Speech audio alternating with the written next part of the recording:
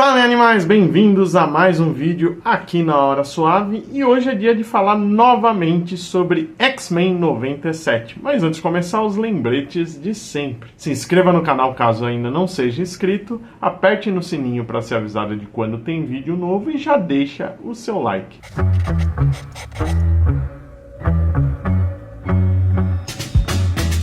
Esse episódio é a primeira de 3 partes de Tolerância é Extinção, que vai ser o season finale da primeira temporada. Como de hábito, a gente começa pela abertura, que já tem o Professor Xavier de volta à equipe. Volta também um trechinho que mostra o Magneto no asteroide M, já indicando os caminhos que o personagem deve tomar. A gente vê uma reunião dos X-Men para decidir como combater o Bastion e o Fera apresenta uma escala evolucionária dos Sentinelas. E ela remete à capa de X-Men Gold número 6, feita pelo Ardian Syaf em 2017. O Cable conta como é o futuro do Bastion e a gente vê algumas homenagens a Dias de um Futuro Esquecido. A gente vê que esse futuro a humanidade prosperou às custas da escravidão dos poucos mutantes que sobraram. E os primeiros mutantes que a gente vê são um cara de braços metálicos e uma menina que manipula energia, que são 2 mutantes que apareceram lá na primeira temporada, justamente no episódio em 2 partes, Dias de um Futuro Esquecido. O primeiro episódio com viagem no tempo da série original. A gente vê também uma versão envelhecida da Polaris e uma mutante que ainda não tinha dado as caras. Rachel Summers. Ela é uma das mutantes mais complicadas de se explicar porque ela vinha da realidade de Dias de um Futuro Esquecido, numa época que a Jean Grey estava morta. Só que ela era filha do Ciclope com a Jean. A família Summers é a família mais complicada que existe no mundo dos quadrinhos. O Fera ainda cita os místicos de Kamartaj, que é a cidade escondida lá no meio do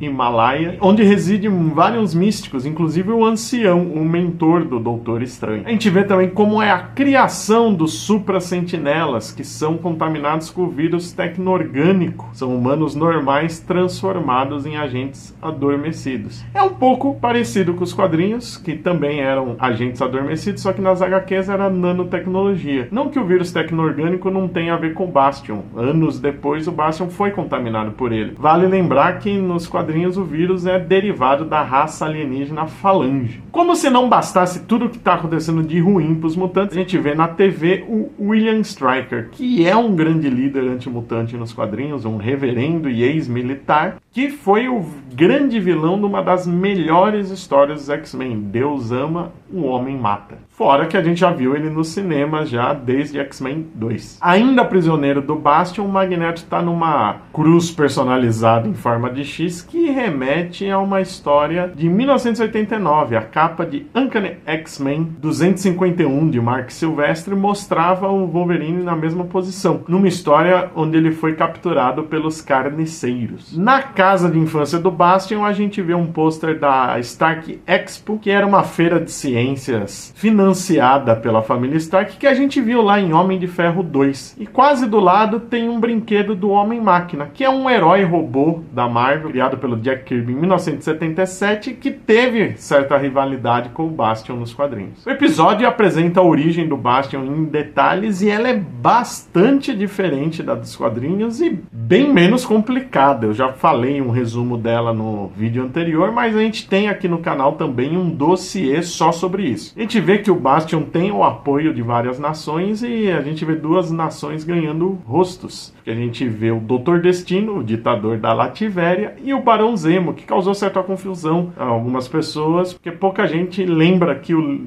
Zemo foi líder sim de uma nação fictícia, Bagalha. A Jubileu vai às compras com Mancha Solar e ela adota um novo visual, que é o uniforme que nos quadrinhos ela usou num período em que ela foi uma vampira. Os 2 são atacados pelos supra-sentinelas no shopping que estão fazendo compras e a Jubileu reclama que ela não aguenta mais shopping. É uma referência lá ao primeiro episódio da série original, começa com a Jubileu sendo atacada pelos sentinelas originais num shopping. O Mancha Solar, enfim, usa para valer os poderes dele, forma clássica energética dele, e voando, que é algo que ele só foi fazer muitos anos depois da estreia nos quadrinhos. A dupla acaba sendo aprisionada pelos Supra-Sentinelas, e isso lembra a saga Operação Tolerância Zero, grande momento do Bastion e dos Supra-Sentinelas, onde a Jubileu também foi capturada. A ativação dos Supra-Sentinelas lembra muito uma trama da editora vizinha, DC Comics. Nas histórias Projeto Omec e Crise Infinita, a gente vê os Omecs, que também eram agentes adormecidos contaminados com nanotecnologia, que são ativados para caçar todo tipo de super-herói ou super-vilão com poderes ou sem poderes. Aqui até a mãe do Bastion é transformada num Supra-Sentinela. Isso mostra que essa versão do Bastion deve ser bem mais fria do que a dos quadrinhos, que já é um desgraçado. Mas ele pelo menos amava a mulher que o criou. Aqui parece que ele nem liga para ela. A empolgante luta dos X-Men com os Supra-Sentinelas traz algumas cenas memoráveis, incluindo o Noturno ao lado do Wolverine, com o Noturno usando 3 espadas, uma com um rabo, e isso remete a vários momentos dos quadrinhos, onde é tradicional o Noturno fazer isso, porque ele é um grande fã do Errol Flynn, um astro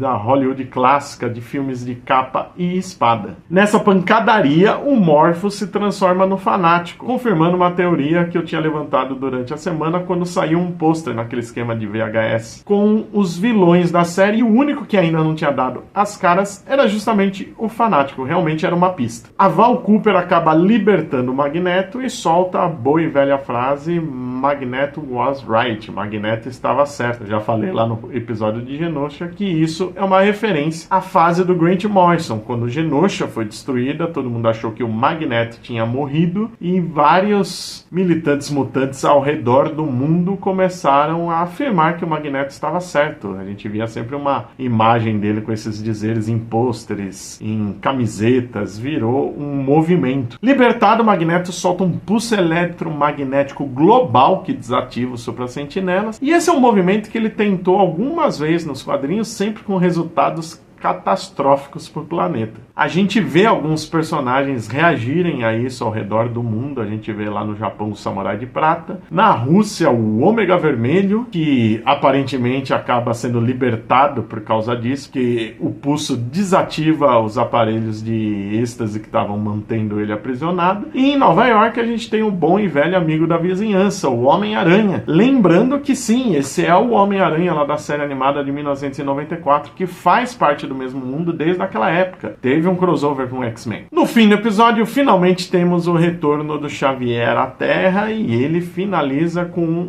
a frase de efeito preferida dos fãs dos mutantes: a mim, meus X-Men. Lá no primeiro episódio a gente vê o Ciclope falar isso, mas tem outro peso quando isso sai da boca do professor. Isso porque ele disse isso dezenas e dezenas de vezes durante as décadas. E ele faz isso desde a estreia dos X-Men. A primeira edição de X-Men acaba com ele falando isso. Só que a vez mais lembrada pelos fãs, de novo, é na fase do Grant Morrison, que está sendo muito utilizada aqui na série. Esse episódio foi extraordinário para variar, e eu devo dizer que os Supra-Sentinelas estão incrivelmente assustadores. Eles fizeram muito bem a maneira deles se mexerem, o visual parece um filme de terror, eles parecem zumbis tecnológicos. E também a família Summer chama atenção aqui, porque nos gibis tem uma outra história dedicada ao relacionamento do Ciclope e a Jean com o Cable, mas isso acontece tão espaçado que é tão legal ver no meio de uma história que tem outros elementos a reação do Cable a ver coisa de criança do lado do Ciclope, o próprio Ciclope tentando se aproximar mais dele, a Jean desabafando as memórias da Madeline que ela tinha sobre o Cable. Isso é muito legal, cria um vínculo que raras vezes é desenvolvido. Bom, ficamos por aqui. Lembrando que a gente agora tem campanha no Catarse, então visite catarse.me/Fala Animal, que você pode dar apoios mensais pra gente